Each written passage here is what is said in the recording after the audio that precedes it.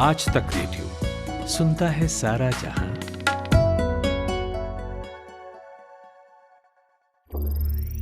ज्ञान ध्यान।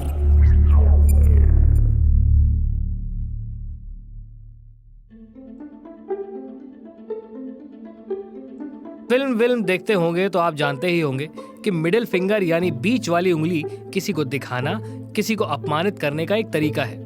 2012 में विराट कोहली ने ऑस्ट्रेलिया के दर्शकों को मिडिल फिंगर दिखा दी थी। इस वजह से उनकी आधी मैच फीस काट ली गई थी।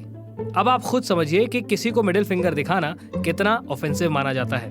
एक उंगली को दिखाना कब से इतना खतरनाक हो गया, इसकी शुरुआत कैसे हुई और इससे जुड़े कुछ दिलचस्प किस्से भी आपको बताएंगे आज के एपिसोड में।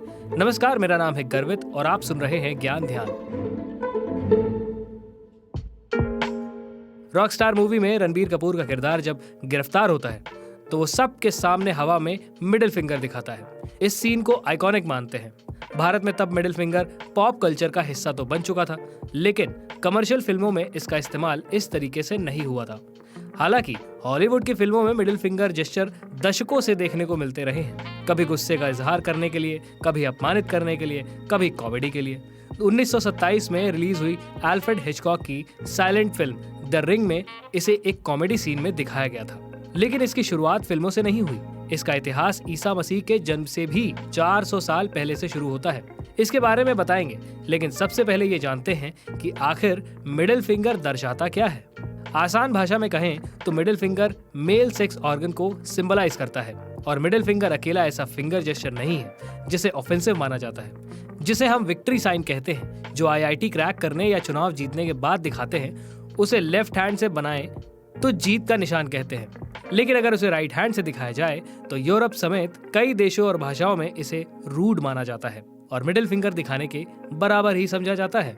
कहते हैं मिडिल फिंगर दिखाते हुए जो सबसे पहली फोटो खींची गई थी वो एक बेसबॉल खिलाड़ी की थी। ये तस्वीर 1886 में क्लिक की गई थी। इसमें बोस्टन ब्रेव्स नाम के पिचर ने ग्रुप फोटो में कैमरामैन को मिडिल फिंगर दिखाई थी। भाषाविद जेसी शीडलोवर ने अपने रिसर्च में पाया है कि अमेरिका में मिडिल फिंगर साइन को इटली के माइग्रेंट्स लेकर आए थे। कुछ सालों पहले एक बड़ी दिलचस्प कहानी चली थी मिडिल फिंगर के बारे में।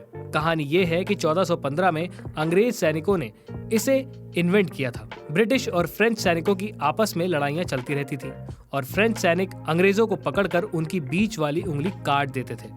लेकिन जब आखिर में अंग्रेजों को इस लड़ाई में जीत मिली, तब उन्होंने फ्रेंच सैनिकों को चिढ़ाने के लिए मिडिल फिंगर दिखाना शुरू किया था। लेकिन जब हम इतिहास में पन्ने पलटते हैं तो इसकी कहानी ईसा मसीह के जन्म से भी पहले की मिलती है। ठीक बताना तो मुश्किल है, लेकिन कुछ इतिहासकार बताते हैं कि इसकी जड़ें एंशिएंट रोम तक जाती हैं। एंथ्रोपोलॉजिस्ट डेसमंड मॉरिस का कहना है कि ये दुनिया के सबसे पुराने इंसल्ट जेस्चर में से एक है। 419 बीसी में नाटककार एरिस्टोफेंस ने अपने कॉमेडी नाटक द क्लाउड्स में एक सीन तैयार किया था, जिसमें एक किरदार अपनी बीच की उंगली पहले दिखाता है, फिर अपने गुप्तांगों की ओर इशारा करता है। ये वो पहला मौका था जब मिडिल फिंगर का इस्तेमाल किसी को चिढ़ाने के लिए किया गया था और उसे पुरुष के गुप्तांग से जोड़कर इस्तेमाल किया गया था। लैटिन कवि मार्शल की पहली शताब्दी ईस्वी में एक कैरेक्टर बनाया गया था जिसकी सेहत अच्छी थी और हमेशा खुश रहता था। उसने डॉक्टर्स का मजाक बनाने के लिए मिडिल फिंगर्स दिखाई थी। ये भी एक मौका था जब किसी का मजाक बनाने के लिए बीच वाली उंगली का इस्तेमाल किया गया। ये तो इतिहास की बातें हो गई। अब इसका इस्तेमाल बेहद आम हो गया है। गानों के बोल इससे जुड़े होते हैं, टी शर्ट पर मिडिल फिंगर बना होता है। इसको लेकर एक्सेप्टेंस बढ़ चुकी है। अब इसे इतना रूड नहीं माना जाता। इसी साल कनाडा के एक कोर्ट ने इसके बारे में अच्छी बातें कही जो मिडिल फिंगर के इस्तेमाल को वर्तमान संदर्भ में समझाती हैं। जज साहब ने कहा, हो सकता है कि ये सभ्य नहीं है, पोलाइट भी न हो, इसे जजमेंटल तरीका भी नहीं माना जा सकता, फिर भी ये किसी तरह का क्रिमिनल एक्ट नहीं है। बावजूद हम अपने सुनने वालों को यही सलाह देंगे कि मिडिल फिंगर का इस्तेमाल कम से कम या फिर ना ही करें। आपको आज का एपिसोड कैसा लगा हमें जरूर बताएं। अगर आप हमें स्पॉटिफाई या एप्पल पॉडकास्ट पर सुन रहे हैं तो रेटिंग जरूर दें। आप हमें अपने सुझाव लिख भी सकते हैं। पता है radio@aajtak.com। इस एपिसोड के लिए रिसर्च किया है कुंदन ने, साउंड मिक्सिंग की है नितिन रावत ने। आप सुन रहे थे गर्वित यानी मुझे। मिलते हैं किसी और पॉडकास्ट में। नमस्कार।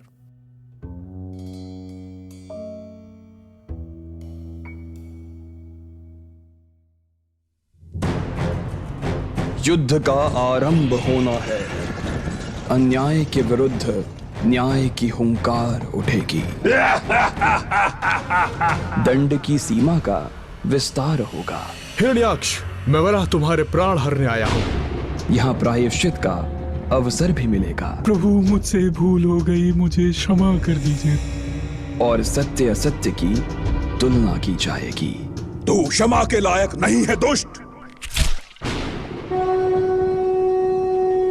शंखनाद हो चुका है। देव और दानव युद्ध के मैदान में हैं। किंतु विजय किसकी होगी?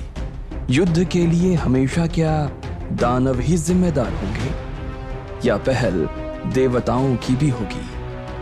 पता चलेगा देव दानव टेल्स में। आज तक रेडियो पर चलता रहा है।